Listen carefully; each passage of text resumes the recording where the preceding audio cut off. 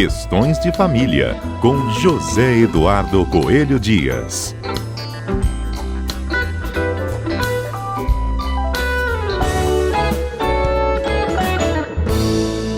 Edu, bom dia para você. Bom dia, Fernanda. Bom dia aos nossos queridos ouvintes da Rádio CBN. Zedu, nós iniciamos uma nova jornada, nesse mês de junho, para explicar para os nossos ouvintes sobre todos esses debates em torno do novo Código Civil em tramitação no Congresso. Agora, no Senado, particularmente, E aí nós resolvemos retomar essas explicações. Já falamos na última semana sobre o direito à herança e hoje a gente fala sobre separação e divórcio.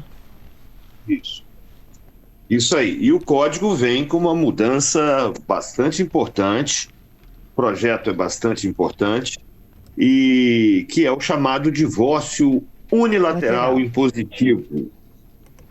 Que é uma mudança. Você sabe o que é isso, Fernanda? Vamos explicar para os nossos ouvintes? Vamos lá, olha só. O que acontece, Fernanda? Qual é a realidade que a gente tem hoje? Hoje nós só temos duas formas de divórcio no Brasil, que é o divórcio consensual e o divórcio litigioso. O divórcio litigioso,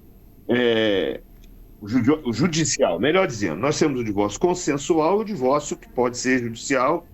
E quando há consenso, ou seja, as duas partes querem o divórcio, nós podemos fazer esse divórcio até por escritura pública, desde que a questão dos filhos esteja resolvida, desde que não haja incapazes e desde que, claro, haja consenso. Já o divórcio no Poder Judiciário é o tradicional, que pode ser feito em qualquer circunstância, não depende de muita coisa, as pessoas podem até litigar, não concordar, etc. Só que tem um detalhe.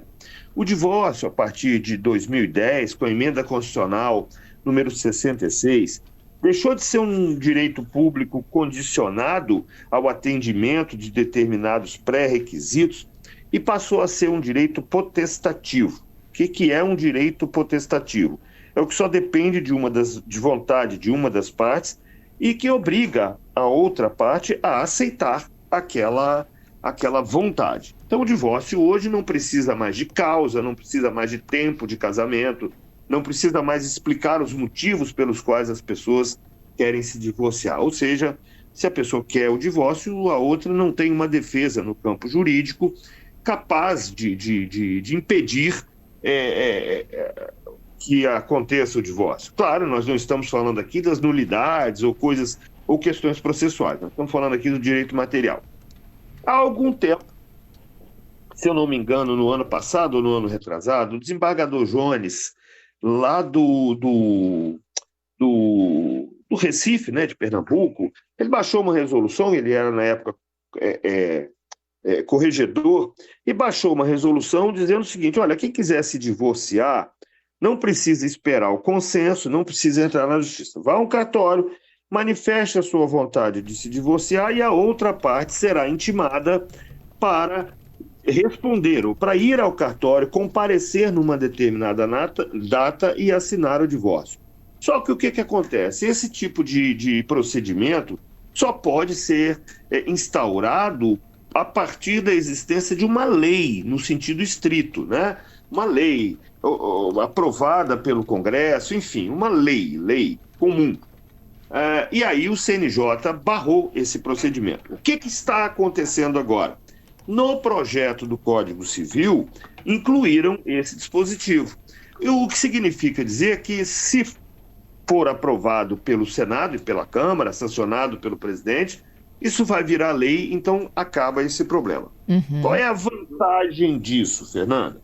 A vantagem disso é a seguinte: hoje nós temos uma quantidade muito grande de pessoas que impedem a outra de se libertarem de um casamento que já acabou. Porque quando a pessoa chega a pedir o divórcio, é porque o casamento já acabou há muito tempo, Então, assim, as pessoas já não se sentem mais casadas. Então, algumas pessoas, por motivos que só elas podem dizer, se recusam a assinar, se recusam a demonstrar o consenso, ou então, às vezes, marcam com a pessoa de ir ao cartório e não vão, e aí a pessoa continua presa naquele estado civil. O divórcio unilateral impositivo, né, seria isso. Você vai ao cartório, o tabelião emite uma notificação para aquela pessoa, determinando uma hora e data que ela deverá comparecer ao cartório, e se ela não for, vai se presumir que a pessoa aceitou o divórcio e aí pronto, lavra-se a escritura. E vamos chamar a atenção para um ponto muito importante. Quando nós falamos em divórcio, no imaginário popular, fica ainda aquela imagem de que divórcio vai resolver partilha, que vai resolver a questão dos filhos, alimentos. Não é disso que nós estamos falando. Nós estamos falando única e exclusivamente da alteração de estado civil, de casado para divorciado. De oficialmente encerrar uma relação, né? Juridicamente, não judicialmente. É importante a gente fazer essa distinção, porque aí não entraria com o poder judiciário em sentido estrito. Seria feito de forma administrativa nos cartórios, nas serventias extrajudiciais. Fernanda, você se lembra de uma... É porque as coisas na internet acontecem numa abundância e numa velocidade tão grande que um mês depois parece que já faz 10 anos. Verdade. Né? Você se lembra da história da Cleusa Malaikuia? Não. Essa história povoou as redes sociais, mas ganhou uma repercussão muito grande. Eu vou contar essa história aqui para os nossos ouvintes, porque ela é muito interessante. Uma cabeleireira, querendo se divorciar do seu marido, avisava para ele, mandava mensagens. Olha, eu acho que era Kleber o nome dele, não me lembro, Clésio, enfim, algum nome assim. E mandava para ele as mensagens, marcava a hora no cartório e não ia. Esse senhor que se recusava a ir, ou que tinha preguiça de ir, ou não achava importante ir, já estava vivendo com uma outra pessoa, já tinha uma outra família, quer dizer, não tinha motivo nenhum para ele não assinar essa papelada e liberar a dona Cleusa. O que ela fez? O que ela fez? Cansada de esperar, ela postou na sua rede social a seguinte mensagem: olha só, fulano, no dia tal eu vou estar no cartório a tal hora para a gente assinar o divórcio. E se você não comparecer, ou seja, se você não comparecer, deixando claro que nós ainda estamos casados, eu vou fazer valer os meus direitos de esposa e vou me mudar para sua casa de Malaikuia. Adorei! Eu não preciso nem dizer que o cidadão compareceu na data e hora marcada e o divórcio foi formalizado. Agora pensa, Fernanda, que coisa que é a gente ter que prender uma pessoa numa relação que ela não quer mais. E aí, claro, nós vamos sempre respeitar aquelas pessoas que têm o divórcio como alguma coisa proibida por questões morais, por questões éticas, questões religiosas. Claro que nós vamos respeitar todas essas pessoas e nós estamos nos referindo aqui às pessoas que não veem nenhum tipo de problema ou que aceitam com mais facilidade essa mudança de estado civil. Lembrando sempre que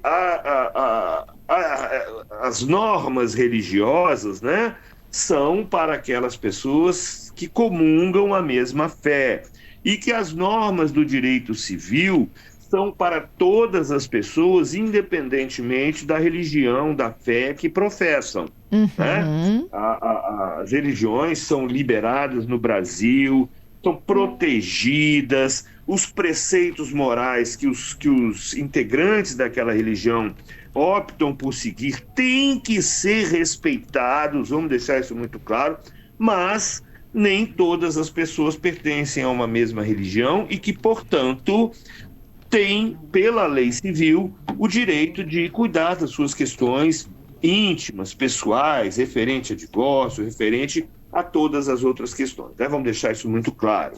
O respeito acima de tudo, mas também temos que respeitar aqueles que querem o divórcio para não precisar de ameaçar mudar de Malaikuia para casa de ninguém, né, Fernanda? E se a pessoa estiver em local desconhecido, ela pode notificar por edital também? Pois é, a intenção é que seja feita dessa forma. E lembrando sempre que, como isso aí altera a vida civil daquela pessoa, tudo tem que ser feito com muita parcimônia, com muito cuidado, para evitar qualquer tipo de injustiça. Porque, por outro lado, se isso é uma notícia boa, no sentido de agilizar e de permitir o divórcio de algumas pessoas, por outro lado, nós não podemos surpreender alguém que esteja efetivamente num casamento e que receba lá da noite para o dia a notícia de que Uma que notificação, ela não né? é mais casada, né? Então Entendi. tem que ter responsabilidade, tem que ter parcimônia, tem que ter bastante cuidado também nessas questões, né? Nós estamos aqui defendendo nada que vá representar risco ao cidadão. Então é muito cuidado também, né? Uhum. Perguntas dos nossos ouvintes. Essa Vamos lá. disponibilidade aí, esse dispositivo, valeria para quem hoje está na separação judicial, quer transitar para o divórcio? Sim, não teria problema nenhum. Hoje, quem é separado judicialmente, que é o Estado Civil que essas pessoas ostentam, essas pessoas podem optar pela conversão. Isso já pode, tá, Fernando? Você pode optar pela separação, pela conversão da separação em divórcio, mas pode também, se quiser, fazer o divórcio direto, sem precisar fazer a conversão. Tá. O outro ouvinte está na mesma linha. Sou separado há 15 anos. Com a mudança da lei, altera alguma coisa para mim? Bom, olha só, a lei não vai retroagir para prejudicar quem quer que seja. E aí, quando ele diz que está separado, nós precisamos fazer a distinção. Separado como? Juridicamente ou só no campo dos fatos? Porque as pessoas chamam, né, a separação de corpos, porque era o nome que se dava antigamente. As pessoas que estão simplesmente separadas de corpos, que nós chamamos separação de fato, se quiserem regularizar o seu estado civil, precisam fazer o divórcio. E o que está se propondo no novo Código Civil é uma inclusão de procedimento, não vai alterar os outros procedimentos já existentes, tá, Fernando? Porque hoje você já pode fazer o divórcio judicialmente e pode fazer o divórcio no cartório quando há consenso e quando não há interesse de incapazes envolvidos. Essa é outra pergunta. Se isso tudo pode ser feito em cartório? Já pode. Se houver consenso, já pode fazer em cartório hoje. Não precisa esperar o novo Código Civil. Essa disposição vai valer para aquelas pessoas que enfrentam no cônjuge ou no companheiro a resistência injustificada de assinar os papéis, né? Como a gente brinca, né? Assinar os papéis do divórcio. Ou seja, formalizar juridicamente uma situação que já exista no campo dos fatos. Zedu, vou refazer a pergunta de um ouvinte aqui, olha, que me reescreveu. O divórcio impositivo poderia ser convertido em divórcio com a mudança do Código Civil? Eu não sei se eu entendi bem a pergunta, mas se a pessoa comparecer e assinar, já virou um divórcio consensual. Ele só seria impositivo para aquelas pessoas que optarem por não comparecer ao cartório no momento designado na agenda do próprio cartório. Uhum. E a última pergunta, dá tempo ainda do repórter CBN, precisa de advogado no cartório? Sempre. Advogado é indispensável à administração da justiça. Em qualquer circunstância que envolva esse tipo de alteração, você vai precisar de um advogado. Obrigada, Zedu. Até segunda, hein? Estaremos aqui de volta falando um pouco mais sobre as alterações que podem vir por aí no nosso Código Civil. Te espero. Beijo.